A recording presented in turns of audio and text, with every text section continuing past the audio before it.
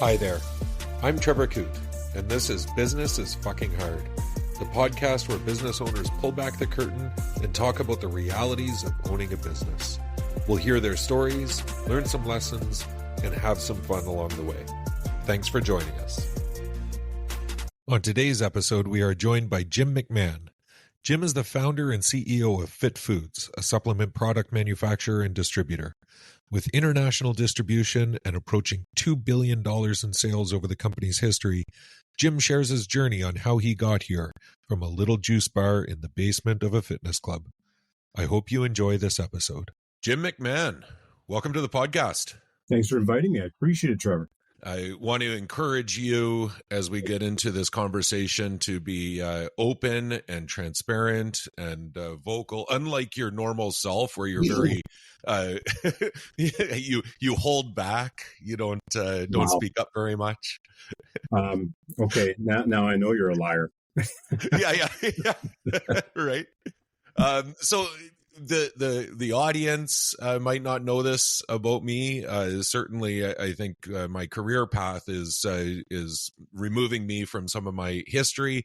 Yeah. But in a past life, I was a bodybuilder, a competitive bodybuilder on across Canada and on international stages.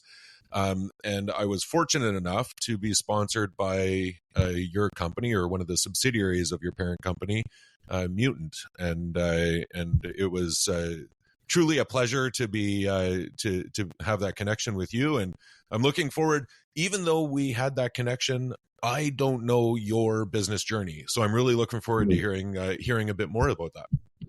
I'll try to keep it short because nobody cares about our journeys too much, but making sure that people understand the what you and I have done. Anybody can more or less go do it. But really fast. I mean, I was the fat kid in elementary school. I saw the documentary with a guy by the name of Schwarzenegger, I think it was, Pumping Iron in 1976 when I was 11. So you can do the math how old I am.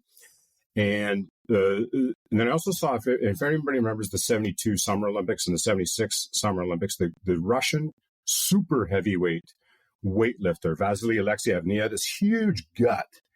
And I don't remember if anybody remembers that. But anyways, those two things inspired me to shift. And I started just picking up the weights. And I was kind of bullied in school, despite me being one of the bigger guys. Anyways, I just started the fitness journey. By the time junior high came along, I was being picked first in most of the phys ed classes. Hey, we want Jim on our team. And so it was transformative for me. But I was always kind of like a lonely warrior. I quit university after the first year, didn't like it. And my parents were horrified when I took a $4 an hour job in an East Vancouver dungeon of a gym, which doesn't exist anymore, on the wrong side of town. And I had a blast. So I'm just a disciple of getting out there, not taking any crap from people, and just forging your own path. And the job in the gym then became a job. They had a fitness equipment retail store, and people would come in all the time. So, what's the best thing for losing weight? And I would just say it. Well, they'd be looking at a rowing machine or a treadmill or whatever. And I said, well, whatever's not going to be your clothes hanger in 60 days after you purchase the thing.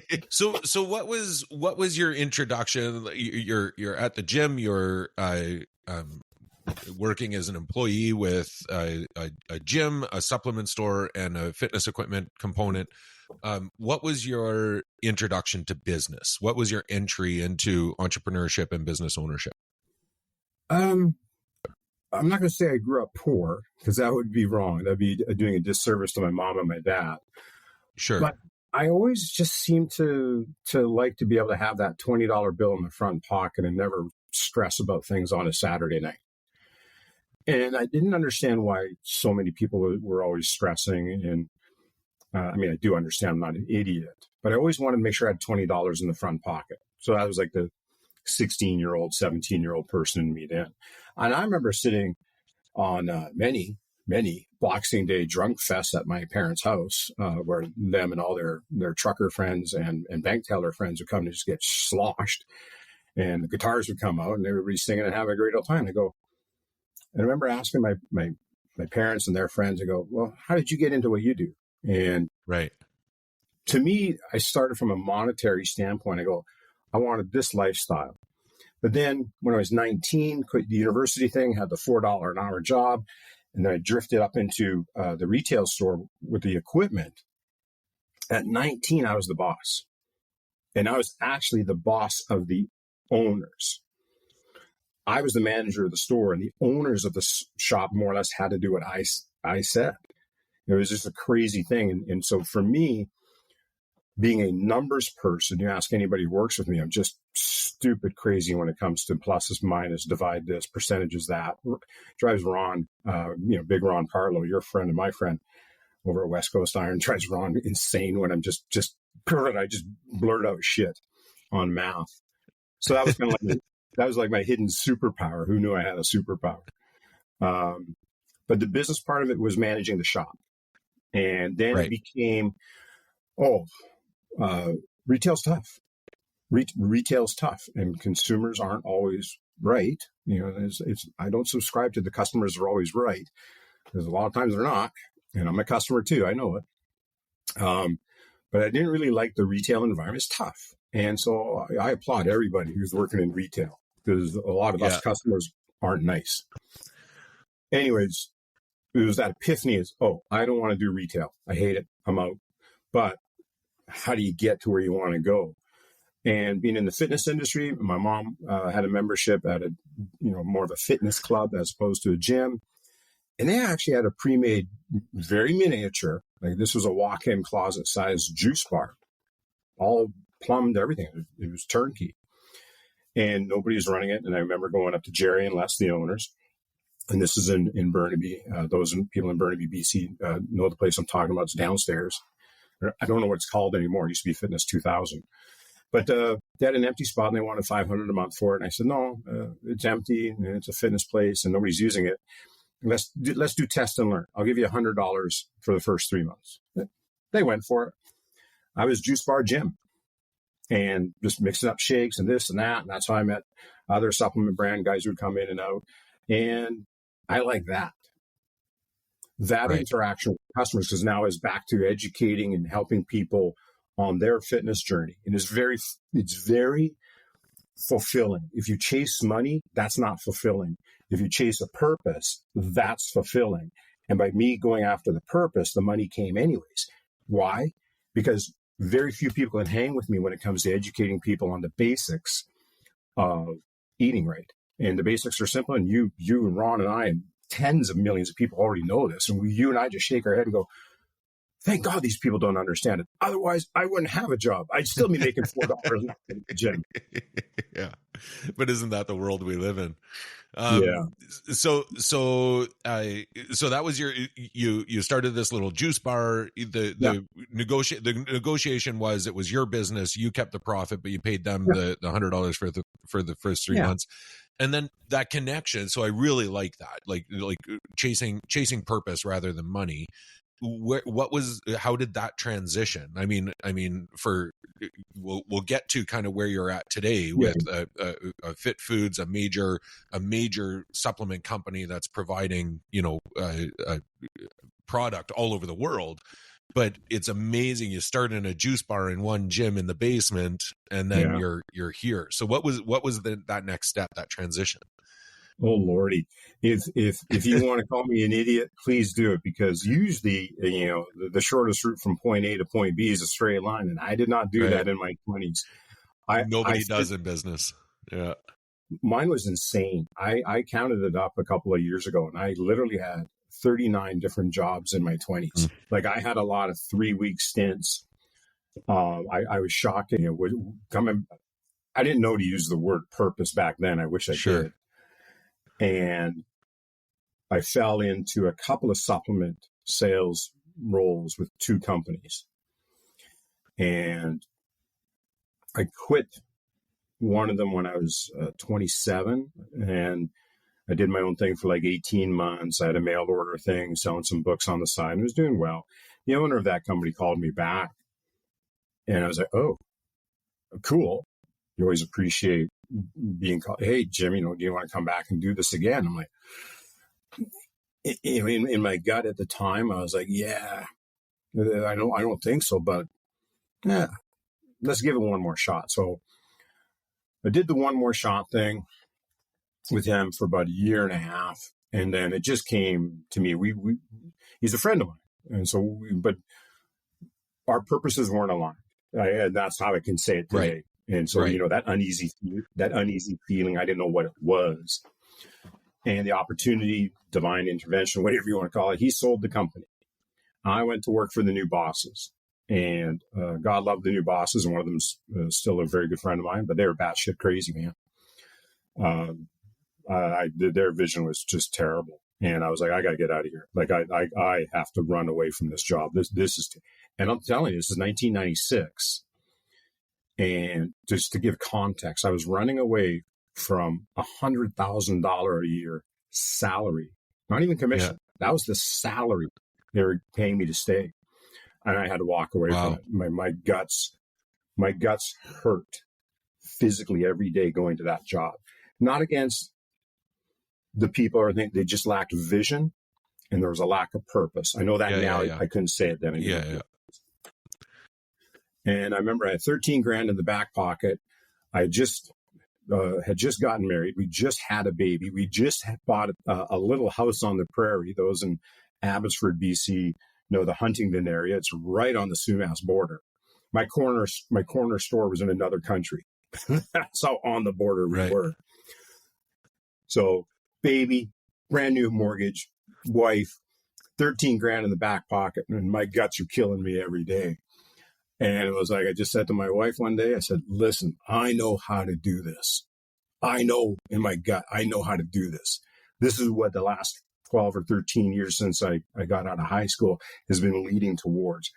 And I got to go for it. Otherwise, I'll regret it if I don't. And I honored my dad, who's a truck driver, and I honored my mom, who's a bank teller, and I wrote up a 9-page business plan for them. And I went to them and I said, I need a $30,000 loan.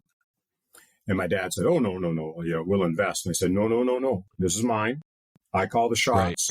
Right. And I don't, and if I fail, I don't want you to lose your money. I don't know how I'm going to pay you back, but I'll figure it out. And I like to joke about this part of the story because it's true. My dad hates it when I tell this story. But he was 60 at the time, had just sold his little trucking company, and he was having an angina attack the week I went to my parents' house. And he literally had a heart attack that night. He survived, and so we can joke about it. So when I asked my dad for 30 grand, I caused the heart attack. It's the story I like. But my parents are pretty hardy people. Dad's from Winnipeg, mom's from Edmonton. And I'm blessed, man. My dad and mom said, well, it's not every day that parents get to see what a child can do with an inheritance. So we're going to gift you the 30 grand as an early draw on whatever inheritance, if any, there may or may not be. And I was like blown away. And I have one sister, so they gave her 30 grand as well. She's on Salt Spring Island doing phenomenal. And so, yeah, man, I may tear up on that one. That's not everybody gets that opportunity, and I recognize that. So I'm always thankful. Must have been one hell of a business plan for them to just give you the money.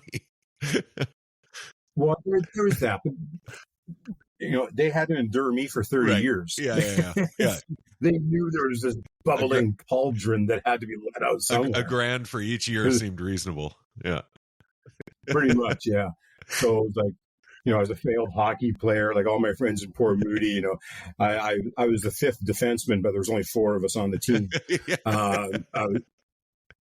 I was a failed power lifter. My shoulder blew out I was trying to qualify for the Junior World Powerlifting Championships. That was kind of like my weightlifting journey. I was never crazy like you and Ron and the boys doing the bodybuilding. I love you guys. I think you're nuts. But it's you and I both have that synergy where you take the consistency and discipline from what we did in the gym. Doesn't matter if it's bodybuilding, powerlifting, CrossFit, whatever. I'm just glad people get off their butt and do something. But that consistency and discipline thing, man, you take that in the business. Yeah, man, you guys like you and me can be unbeatable in that realm because not everybody has that gear. They don't have. So that first year, I don't even remember the first 18 months. It was pure adrenaline. I have to prove my parents right. There was that too. I got a big chip on my shoulder for that. I did not want to let my parents down. I did not want to let me down, my wife down. I didn't want to have my kid let down, like all that. And it was a passion of getting up at 4 a.m. every morning for like 400 days in a row. And just, making sure the jars of protein powder are ready to go. Yes, I had to buy a minivan. Not proud of that. Anyways, load up a minivan and sell out everything, come back to have what was the early days of the business? So was it Fit Foods at that time? What did you call it in the early days? Well, technically the name was PVL Nutrients. You submit your name to the province and they said no to like the first 3 names and we were stuck with PVL Nutrients. I go, okay, that's the name, which was the brand. 4 products, creatine and protein, basically. And you were getting them manufactured in the Lower Mainland and distributing with your own minivan? Yeah, so there was a powder blending facility in Coquitlam, and I knew them from before. So I went there probably 2 months before I quit my job, and I started to line everything up to get everything going. And I wasn't right on everything.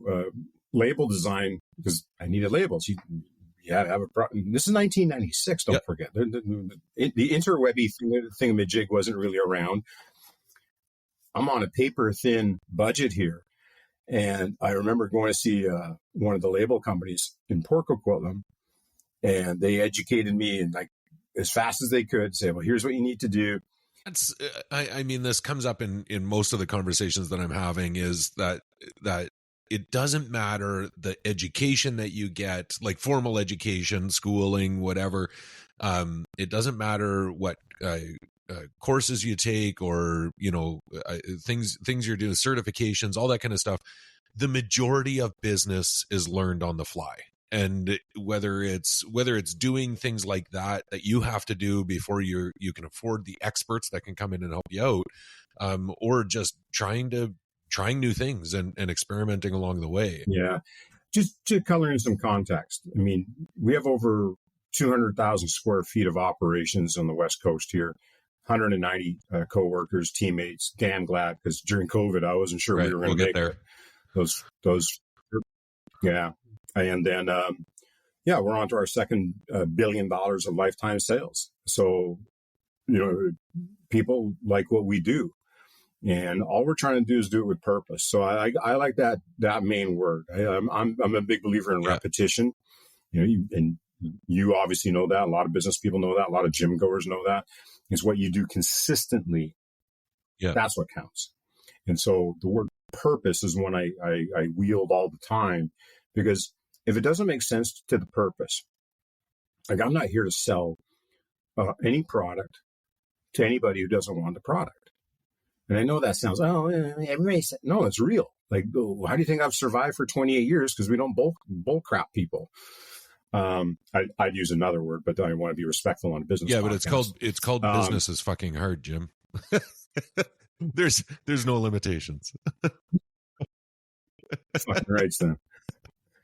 I said far worse. When you got 600 pounds on your back in the squat rack, you're going to agree. Yeah. But no, it's just pivot and purpose, because otherwise you're dead in the water. And some people get me wrong when I talk about the education aspect. I'm not against education. I'm just against stupidity.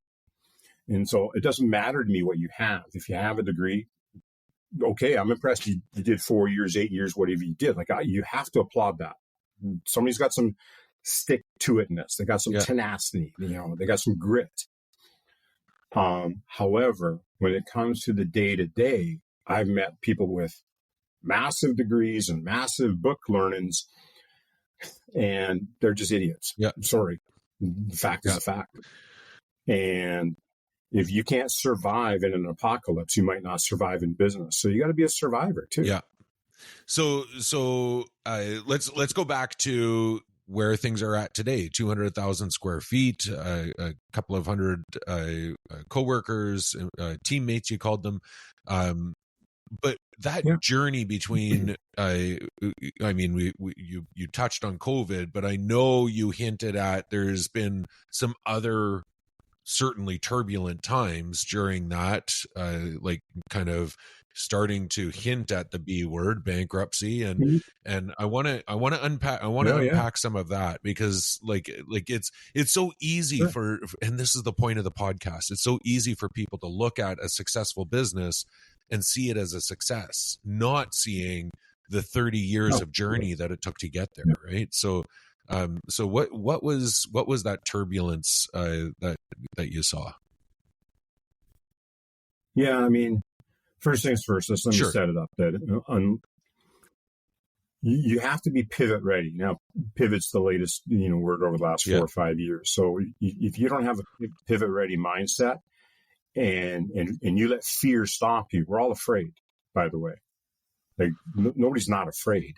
That's silly. What you have to do is lean into the fear. And otherwise, what are you going to do? You're just going to, it's like landing in quicksand. What are you going to do? Just, die in the quicksand? No, you got to figure something out fast. So pivot ready to me and purpose, those two, if you're armed with those, man, you can do a lot, because I've done it. I'm walking, living proof. I quit university. $4 an hour job was my favorite thing. Talk about purpose and pivot ready. I'm a living example of it. So here we go. So not knowing that this is what I wanted this to become, there was never a vision. Okay, that's good. Of all of this. I just wanted to be self-employed. So in 1996, that was the goal. I was making the $100,000. I was fine if I could make 80 on my own. That was the start. Turned out it went a little bit better than that. And I remember calling my mom on the second month, and she goes, "Well, Jimmy, how's it going?" I said, "Well, Mom, my goal for the first month was 20 grand in revenue, and I did 40. And my goal for the second month was like 45. I did 80. So I knew I was tapping into what people wanted. So 96 to 2009, it was just go, just keep going, and just keep going. And yeah, there's hiccups and dips and valleys along the way. But in 2009, 2010, 2011, I hit a doozy. And a lot of people in the industry know the story, and I won't name names because, there's a couple of people out there that, they're not, there's not a lot of high regard for a few of these people out there. So their names aren't important. But long story short, my number 3 person at the time was an internal saboteur. That's what ended up happening. And that's my take. I'm entitled to my opinion, and he can screw off if he's just going to say otherwise. I'm sure they're not going to hear this. Only 3 people listen, so whatever. It'll be 3,000 soon, because this is evergreen recording we're doing right now. No, we had about the worst of the worst thing that could happen. Yeah, my number 3 person, who was the head of sales at the time, it almost felt like a setup when you look back on it. And it was internal, and they set up another company on the side, took a whole bunch of people, and there's a lot I want to say right now, and I'm not going to say it publicly. But they were also in charge of expense and sales and marketing and a whole bunch of stuff like that. And so you go through about 3 to 6 months of unchecked stuff. A lot of shit can go wrong. And shit went really wrong. Through their thing, and then I got rid of them. And then when you start to look at everything that was done, me and the CFO, we sat down one day and said, holy shit, we're damn near insolvent. And we owed every raw material supplier, every packaging component supplier, the box, we owed everybody. Not just 60 days, 90 days. We owed everybody at least 180 days past due. That's how past due we were with everybody. And was this the first you were seeing of this, Jim? Like the trust was in other people to manage that side of things? Yeah. That's my story too. Yeah. It was trusting somebody who I thought knew better than I did. It turns out no. but to just to paint that picture of how dire it was, we literally owed everybody 180 days worth of money. We literally had no money in the bank, and we literally had no inventory to speak of. And because these other people set up a distribution company, they weren't manufacturing like we were. They were strictly only going to be distribution, this new entity that started. And so they went around to the brands that we weren't making, but we were distributing some other brands from the States as well. And they went around to almost all the brands and scooped them. And I contend, because I have to say that, I have to say that. I allege because the person who orchestrated all this, in my opinion, went around and told everybody, "Oh, Jim's bankrupt. He's going to be insolvent." And so all these brands where I did have some cash flow coming from jumped ship on me, and I'll never forget one of them. They called me up and said, "Well, Jim, this other distributor's way better than you." I'm like, "They're brand new. You don't even know the whole story, and I've been around for 16 years." Like, okay, this is just one of those things where you've got to be calm.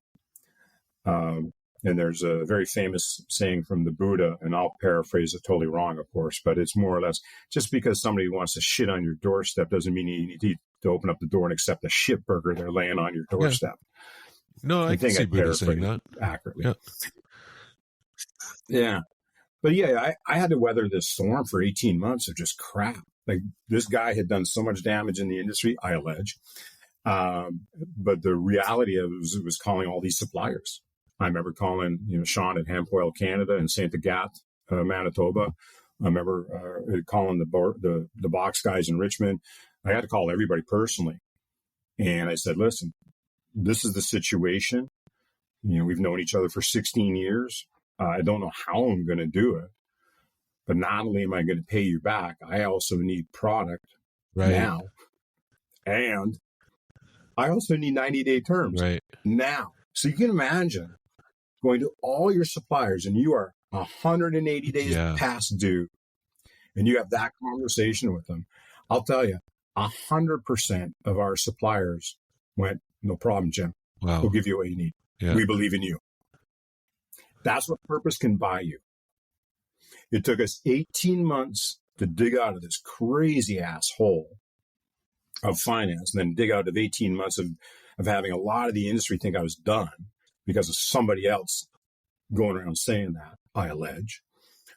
And we dug out of it. And all the suppliers were thankful, and they're like, "Holy crap, what a turnaround." Like our dairy suppliers for the whey protein, because they're big. They didn't need to do what they did. Like, they could have punted us like that. And to this day, they're like, "Wow, we have never seen a turnaround story like this ever." Yeah.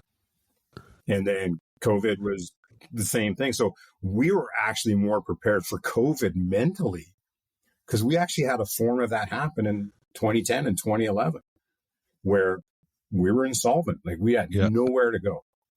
So we were pivot ready even before March. Was it 2020? I don't remember what year COVID started. 2020 March. Yeah. So even in February of 2020, we were actually kind of going, something's up here. This isn't good. So let me, I want to, I've said this before on different episodes. I don't want this to be a COVID podcast but it really is a fundamental shift for a lot of businesses. It was the major disruption for the business world. And like the, you talk about pivot ready. I mean, that was the point that proved which businesses were kind of able to adapt and which weren't, and some out of necessity and some just out of lack of preparedness. But I want to before we get there, I want to step back a little bit, because you had that growth, that 16 years between 1996 and 2009-10, and then that's when you were pressured, this internal chaos. What did that recovery look like? You had your suppliers, goodwill, lots of goodwill from your suppliers to help you get out of that situation. But what did that turnaround look like? How long did that take? And was it like extra effort from how many employees did you have? Was it kind of all hands on deck to get you out of that particular situation? Yeah. There's a lot Sure. to unpack there. I'll try to be as brief as I can. So when I pulled the plug on the Yep. person that started to orchestrate this debacle, so that was right before Christmas. Whether that would have been Christmas 2009, because the Vancouver Olympics, the Vancouver/Whistler Winter Olympics were in town, and I lived for the Olympics, going back to the 1972 and the 76 Summer Olympics about the weightlifter there, and 76 Summer Olympics were in Montreal, Canada. My parents in 1968 Mexico Olympics, they bought a color. I'm 3 years old in 1968 Mexico Summer Olympics. My parents, I don't know if the story's accurate or not, but they told me they had to buy a color TV because the kid wanted to watch the Olympics in color. Yeah.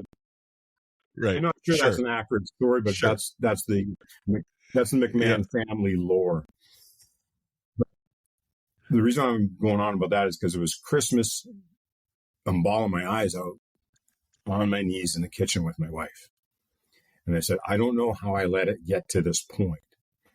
All I know how to get us out of this is I can outwork anybody. I'm that stupidly, moronically confident. And she goes, don't worry about it. I have faith in you. You got us to, these last 16 years have been awesome. So do what you got to do. So to me, it was just like 1996 all over again. It's like, okay, this is going to be a ruthless, life-sucking series of 18 and 20-hour days if you want to get out of this thing within the next couple of years. And so it took about 18 months. Thankfully, it didn't all have to be 18 and 20-hour days. But it does harden you a little bit. Like, I used to be more fun-loving, which is probably going to be hard for a lot of people to understand because I'm pretty fun-loving still these days. I became a bigger asshole at times. You just get a little more hardened. You don't want to see the same thing happen again. So I was just going to say, I was just going to ask that. Like, do you feel like your trust changed in people internally and externally, the people around you? I think we got to be careful there because too many people there's an opportunity to blame everybody. So let me clarify something. It happened, and it's my fault. Good man. I'm the person of authority. Remember that? Always remember the word authority. It's my business. I'm in charge. It's my authority. And if you don't have the stomach for that, then you probably aren't cut out to be running your own shop. So you got to have the stomach to do this because you can't afford to blame other people. Yes, it was done to me, but it was under my watch. All right. So the takeaway is I have to look in the mirror as well. How do I improve my ability to watch without undermining people's authority, without micromanaging, and without totally losing my soul and becoming a dick? So it became, okay, I need to create better boundaries and more clarification on what does success look like. So you can say goals and visions.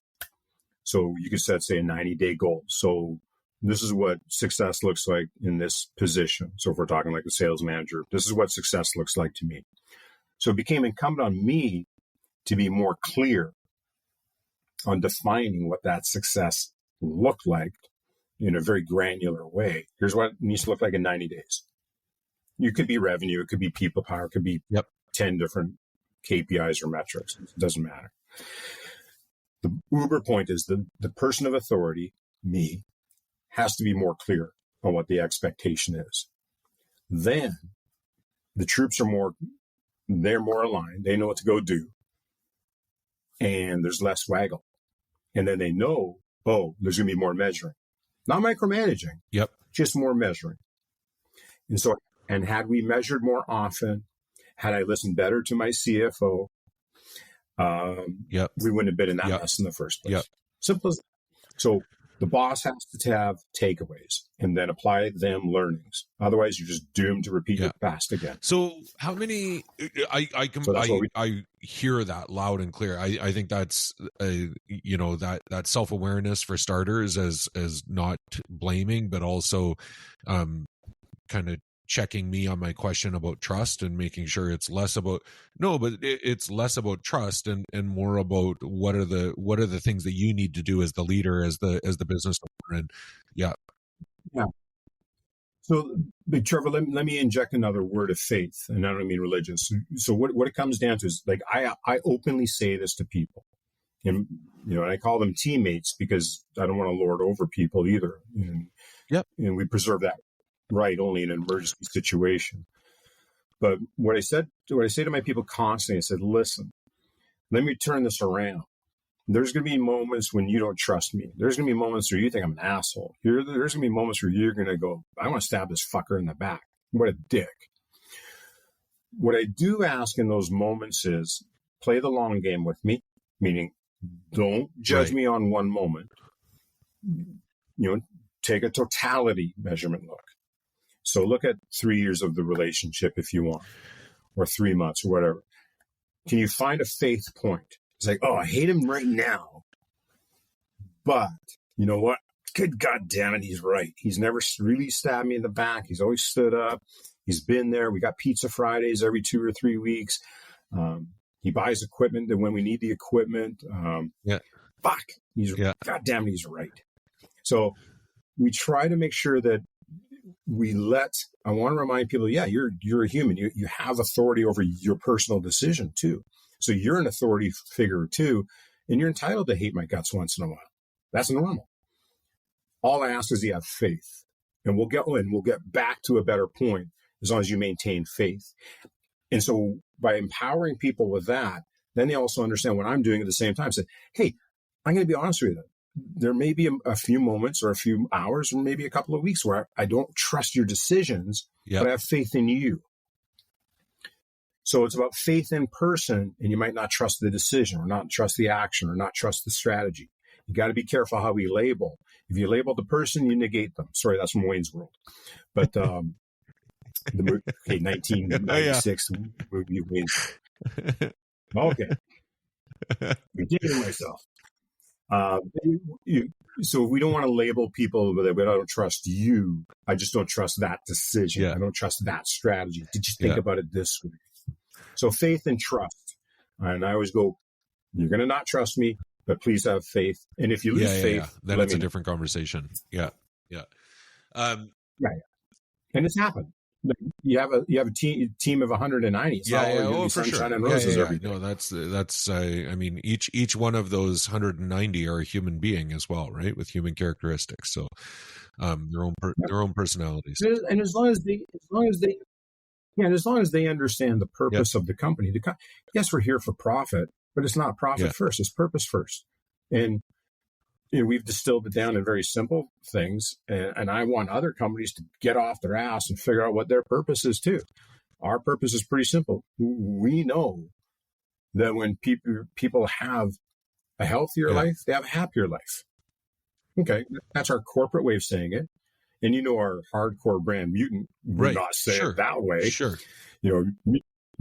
Mutant used to scare the parents on the planet, Trevor. And and our sport brand, PVL or Pure Vita Labs, our sport brand's more like, Under Armour meets Nike meets higher potency and way the hell less sugar and Gatorade type things, and way healthier choices than sugar. So I was fortunate enough to get signed by Mutant in 2012. And by that point, I mean, it was a going concern from my perspective. It was you were in a smaller warehouse, smaller distribution center, smaller mixing center in Coquitlam, and it was shortly after that, maybe a few years later, that you started building out the major facility, 200,000 square foot facility that you're in now. What was the inspiration for that decision? Like, did that scare you to make that big leap? That was a huge investment for the company to go from a smaller facility to the big one you're in today. Yeah, and just to clarify, so I don't accidentally mislead people. So in 2012, yeah, we had the one unit in the building, and that building had 25 units, and there was like a few buildings like that. So that's we right. were all over the place. I think total we might have had probably 80,000 square feet, kind of, it was 60 kind of or whatever. piecemeal. Yeah, it's not important. It was crazy. So we had an instant cost and time savings by getting everything under one roof. And the one roof, just to clarify, the main roof is 85,000 square feet. That was the building that the bank helped us take over. And there's two other buildings. So the total amongst the three is about 200,000 square feet. So I just don't want to mislead people there. But yeah, you're down right. It's scary. This is another pivot move. But again, the math of it all was on our side. And I think we had like 17 different bays amongst those two other buildings, all the wasted time and loss of efficiencies. And I had a really good finance guy, my CFO, Steve. He was, he didn't mince his words. He's old school. And we looked at the rent we were paying and all the time we were losing and the efficiencies we could gain. And it was just a math decision for us. And we went to the bank. We said, listen, it's a math thing. It almost paid for itself. But at the same time, too, if you're playing the long game in your business, meaning you're thinking ahead 5 years, 10 years, maybe, and maybe even 20 years, well, then it's not that hard really to figure out a way to be your own landlord. Because at the end of the day, don't we all look back 10, 20, and 30 years ago and go, man, I wish I bought that building. Right. We all do it. And so don't be afraid when the opportunity is there, because that's all luck is. Don't forget, it's not luck. It's preparation meeting opportunity. So we were prepared. The opportunity came, and we pounced. I hate it. I hate that people hate salespeople. And I hate the salespeople that make it easy to hate us, because a lot of salespeople sell wrong. We're doing the same thing here. It's called collaboration. If you walk into a negotiation with a win-lose attitude, screw you, dumbass, because you're going to have a win-lose life. It's not a zero-sum game. I walk into every negotiation with win-win is my point. And we got a win-win. Everybody won. The seller won, the bank won, my company won, my staff won, my CFO won. It was a whole bunch of wins. And that feels way better than win and lose. Me walking into a negotiation with a caveman club and a caveman ability and a caveman attitude is just caveman stupid. So I don't want to live like a caveman when it comes to sales negotiation. So all you salespeople out there who are still dicks and selling win-lose propositions, screw you. Stop doing that. You're bad. Bad for the business. Stop it. Everybody can win. Everybody can win. Yeah. Win-win. I one of my favorite questions to ask, and you've teased out probably several answers to this question, but if I say, what was your hardest day in business? What's the first thought that comes to mind? Is there a hardest day in business for you? Oh yeah, it's the same too. I keep going back to them, and both involved a lot of tears. I got to watch. I'm a very emotional person. I like Christmas movies when it's Jimmy Stewart and it's a Wonderful Life. My wife comes in the room. Really, more Kleenex you need, Jim? I go, yes, I need more Kleenex. Yeah. No, the other one I didn't talk about, but it was very simple. So the COVID thing obviously was one of them, and our boardroom table, just to set you got to see the picture here. So our boardroom table is about 18 feet long. It's a comfortable 16-seat table.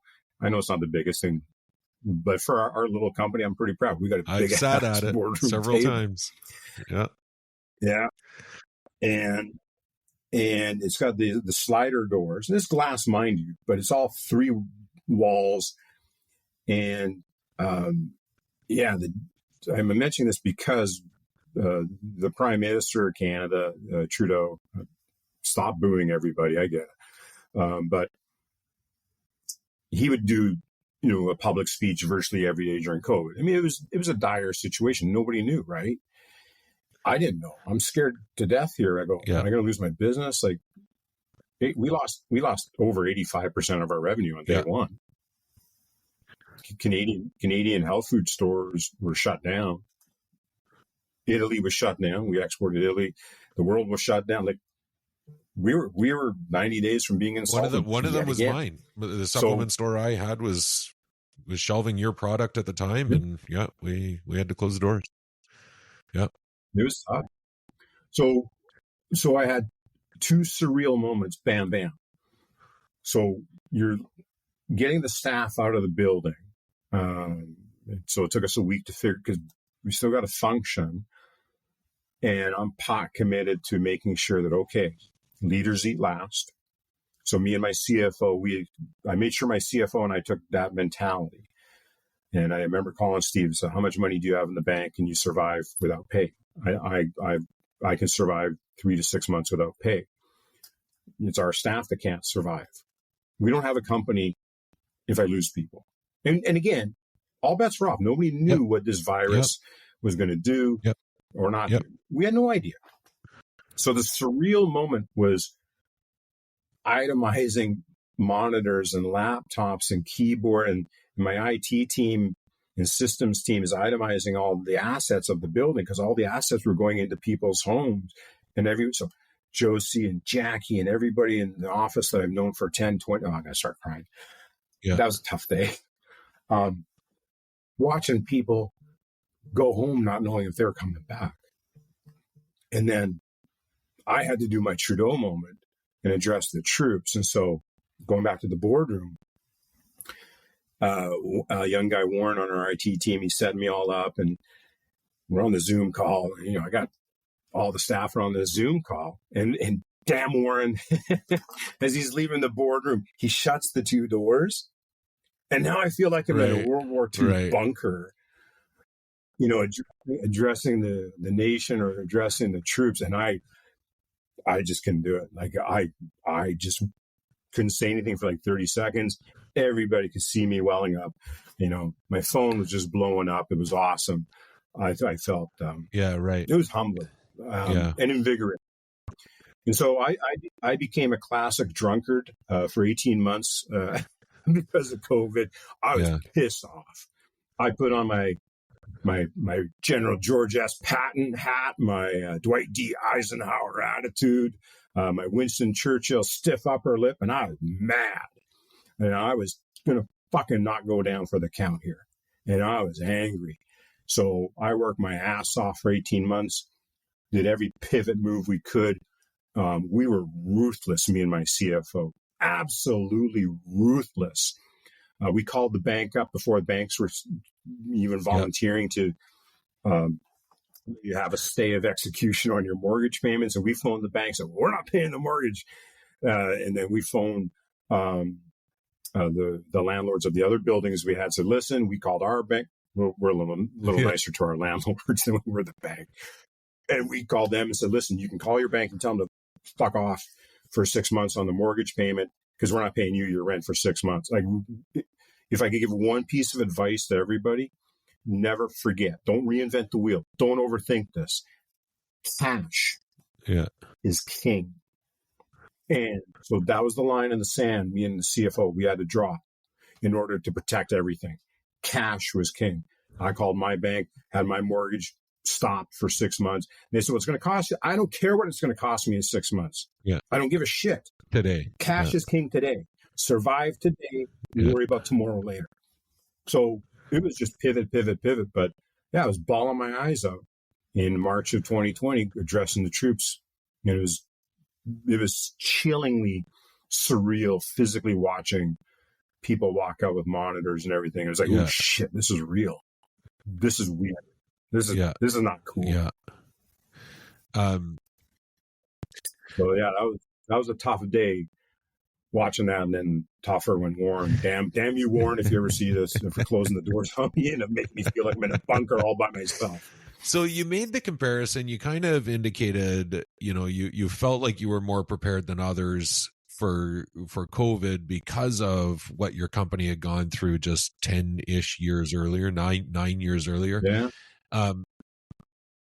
Had we not been damaged 10 years earlier, We Right. might not have survived COVID. Right. So I have to look backwards and go, it builds everything that happens for a reason. it builds that that tenacity. But do you think, this is not a fair question, Jim, but I'm going to ask it. Do you think that you would be prepared if it happened again? If there was a COVID 2.0, are you in a better position today to be prepared for it than you were in January, February of 2020? Or would it be you just know what to expect, but the company itself would still have to make the same maneuvers as what it did the first go around? Well, no question. And for everybody's who is listening, more than 3 of them out, Trevor, for everybody's benefit out there, you're an idiot if you haven't done anything to prepare better. You have to learn from the past, or you're doomed to repeat it. Are we better prepared? Oh, hell yeah, we're better prepared. Are we going to be bulletproof? We have no idea. Sure. No idea. I know that, there's a lot of lessons in your stories. There's a lot of lessons in the way you portray them. I will say that if people don't take anything else from this, figure out what your purpose is, what the purpose of your company is, and put that above profit, and let that be your guiding light. So, Jim, you'll make more profit. You'll just make more profit. Yeah. It's been a pleasure, my friend. Thanks for joining me on this, and we'll bring you back again someday. Oh, you want to take that risk? I'm all in. Thanks, buddy. Thanks, man.